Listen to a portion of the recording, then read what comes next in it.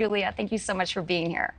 Yeah, good morning, Kelsey. Thank you for having Good me. morning. So, the race for the Republican nomination is heating up with Senator Tim Scott announcing Monday. Does this mean that DeSantis, like we're all thinking, is going to announce his run this week? Yeah, and we even knew that he was likely going to announce before Tim Scott got into the race, or before it was known that Tim Scott was going to get in the race. So it seemed that this week was a likely chance or timing Ron DeSantis would get in.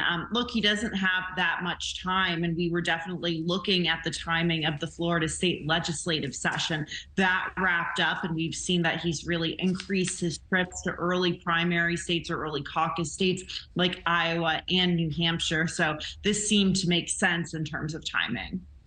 Okay, so the number two Republican in the Senate, John Thune, quickly endorsed his colleague. Is Scott's candidacy, is it just a long shot at this point? You know, it's a long shot at this point when you look at the polls. And I think Tim Scott has a lot of work to do in terms of building his name ID. But the fact of the matter is, he's a very attractive candidate. Look, he is very likable. He's known in much of the politics community in Washington as being very likable by Republicans and Democrats, someone who's easy to get along with.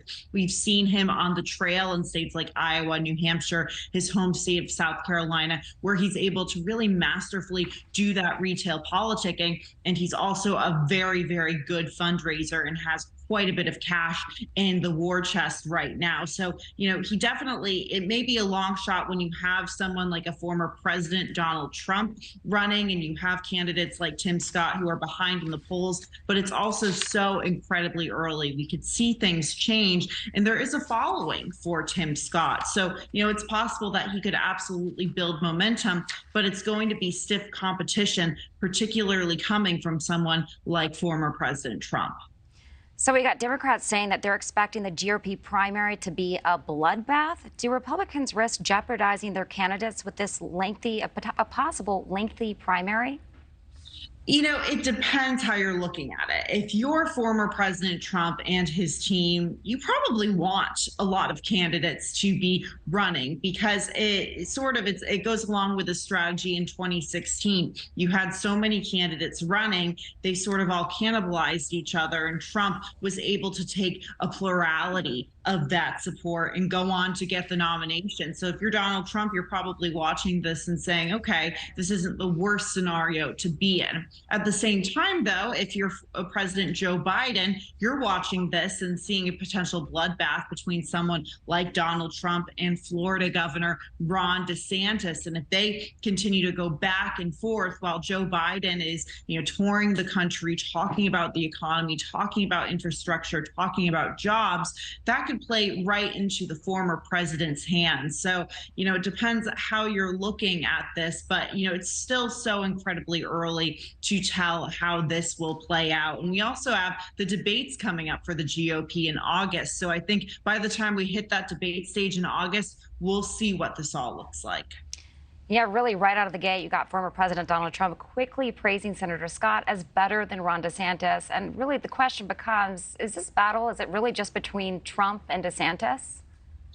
At this point, I would say that former President Trump looks at Ron DeSantis as his chief competitor or his top opponent, even though in a lot of national polls, Donald Trump is leading DeSantis. However, a lot of DeSantis's allies and also a lot of the allies of the other candidates running would argue that on the ground in early primary states like Iowa, New Hampshire, and South Carolina, there is momentum building for some of these other candidates. But look, I would say Ron DeSantis is considered a rising star within the Republican Party. He is someone who Donald Trump helped essentially mold as a politician, even though I think it's fair to say Ron DeSantis has his own brand. So it's somewhat of a dramatic situation to be in, seeing a former Trump ally, someone who Trump in a way sort of mentored, at least from our perspective, and molded, you know, quickly turn against each other in the context of a presidential primary. Thanks for watching. Go to newsnationnow.com to find NewsNation in your cable lineup. And don't forget to click the red subscribe button below to get more of NewsNation's fact-based, unbiased coverage.